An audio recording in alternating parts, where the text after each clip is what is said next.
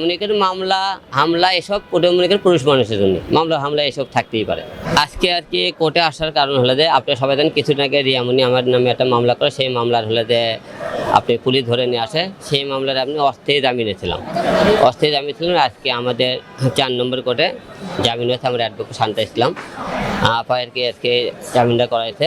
তো আজকে আমরা এখানে এসেছি আমাকে স্থায়ী জামিনের জন্য। মামলাটা আপোস করার কথা ছিল, এখনও মামলাটা আপোস করেনি। মূলত আজকে আদালতে আসা আমাকে আমার যে জামিন এর আগে অস্থায়ী ছিল আর কি স্থায়ীভাবে জামিন হয়েছে।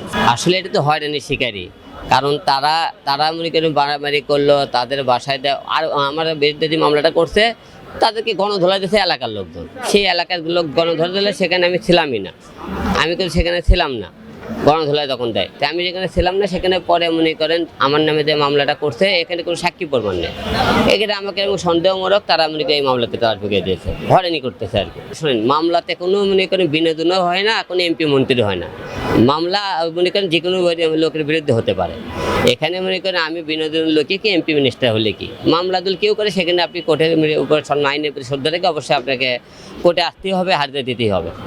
আর মনে করেন মামলা হামলা এসব ওটা মনে করেন পুরুষ মানুষের জন্য মামলা হামলা এসব থাকতেই পারে। দেশে দেশে সবার সাথে দ্য নিউজ।